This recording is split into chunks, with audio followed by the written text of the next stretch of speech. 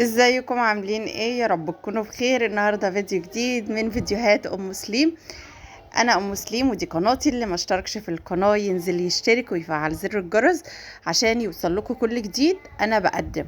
صباح الفل، صباح الهنا، صباح التفاؤل، صباح الطاقه الايجابيه يا جماعه. النهارده كنت بصور الفيديو ده وخلاص فاضل على كتب كتاب بنت اختي يومين 3 وعايزين ننزل نشتري لبس. فقلت انا واختي ننزل نشتري من بنها اللبس ونصور لكم، بس حصل حاجة اقول لكم عليها في بقية الفيديو. آه طبعا احنا في ارياف المدينة ديت فيها كل حاجة بنجيب منها احنا اللبس. بقول لكم انا لابسة العباية السمرة ديت واسعة، هتساعدني تبقى سهلة في التغيير في اللبس في القياسان وكده.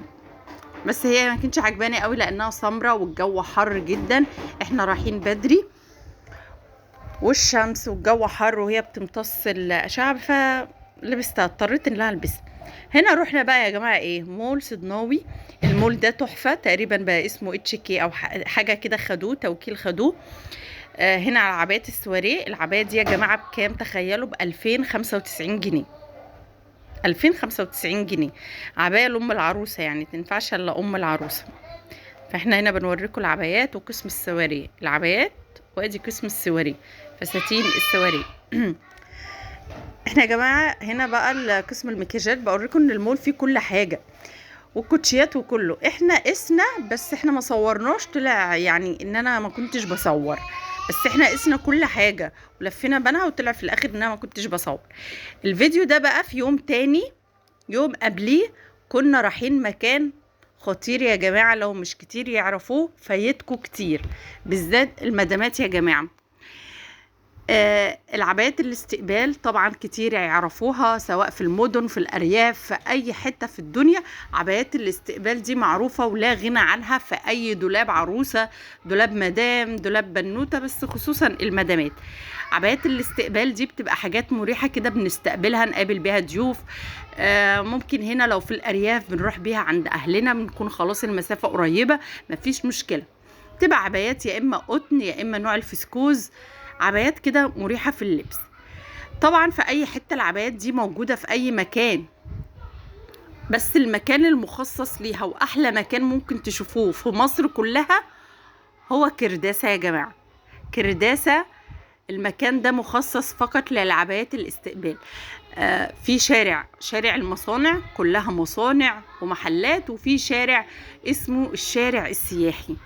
الشارع السياحي ده من اوله كده حاجة وهمة، حاجة خطيرة، بس للأسف انا معرفتش اصور قوي برضو فيه. مش عارفة، يا اما خايفة يا اما متلجلجة، الواحد لسه برضو ما خدش ان هو يقف في الشارع ويصور. فبرضو انا بسرع لكم الفيديو عشان انا كده بصور وانا يعني متوترة يعني مكسوفة، يعني بمعنى اصح انا مكسوفة. هنا احنا كنا على الدائري. هوريكم حاجة كمان في الطريق يا جماعة، والله انا ما كنت يعني ايه، لما قلت هشوفها عادي يعني احس احساس عادي يعني مش هفرح، لا انا حسيت بفخر والله العظيم. شايفين ايه اللي قدامكم ده؟ ايه ده؟ ايه القمر ده؟ دي الاهرامات يا جماعه. احنا كده كنا على الدائري وداخلين كرداسه، خلاص كرداسه في الجيزه كنا تقريبا دخلناها. وشايفين من على بعد هنا اخويا وجوزي كانوا معانا ورونا الاهرامات وحاولنا ان احنا نصورها. والله اول ما صورتها وبصيت لها حسيت كده بفخر، بفخر جامد يعني. المصريين القدماء دول كانوا حاجه عظيمه بجد والله، انه قدروا يبنوا حاجه زي كده ويعملوا حاجة زي كده. انا العقل مش مستوعبها. ف حد كان بيتصل يا جماعة. فما شاء الله يعني حاجة جميلة واتبسطت قوي لما شفتها. هنا بقى خلاص احنا بقول لكم كنا دخلنا على كرداسة. يا جماعة اللي ما راحش كرداسة، اي مدام بتشوفني واي عروسة عايزة تجهز نفسها لازم تروح على كرداسة لعبايات الاستقبال. فيها العبايات الشتوي، ثواني يا احمد تضربوش يا سليم. فيها عبايات الاستقبال الصيفي والشتوي يا جماعة. بنروحها طبعا مرة واحدة في السنة، يا اما في الصيف يا اما في الشتاء. طبعا احنا مش بنروحها كل سنة طبعا، يعني ممكن كل كام سنة كده بنروحها، ناخد عربية مخصوص وبنروحها نجيب بقى يعني عبايات الصيف، عبايات الشتاء بنجيبهم. دخلنا كده المحلات دي، المحلات بره الشارع السياحي مش جواه. ادي قست اول عباية سمرة بس طلعت قصيرة عليا، كانت عجباني قوي لان كمها واسع من تحت كده، كمها واسع. وقست زيها البيضة برضو بس يعني حسيتها مش لايقة في الابيض قوي، بس احلى حاجة الكمام بتاعتها جميلة قوي. دي العباية دي قمر قمر قمر يا جماعة، بس للأسف طلعت فيها عيب، هو عيب أصلا ديفو فيها. قال لي عليها صاحب المحل إن هي قصيرة من قدام، فما عرفتش أخدها.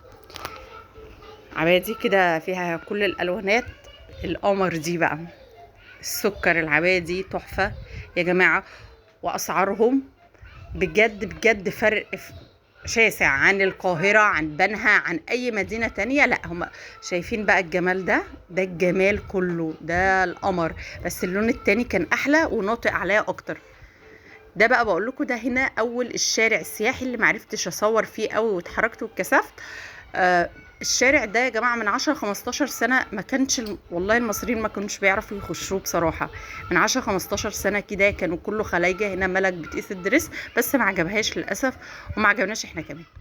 كان الخلايجة الإماراتيين السعوديين الكويتيين هم اللي كانوا محتلين الشارع ده للبسهم. دلوقتي خلاص السياحة ما قلت شوية في مصر، بقى طبعا كل المصريين هم اللي بيروحوا. محلاته جميلة جدا وأسعاره تحفة وخاماته جميلة.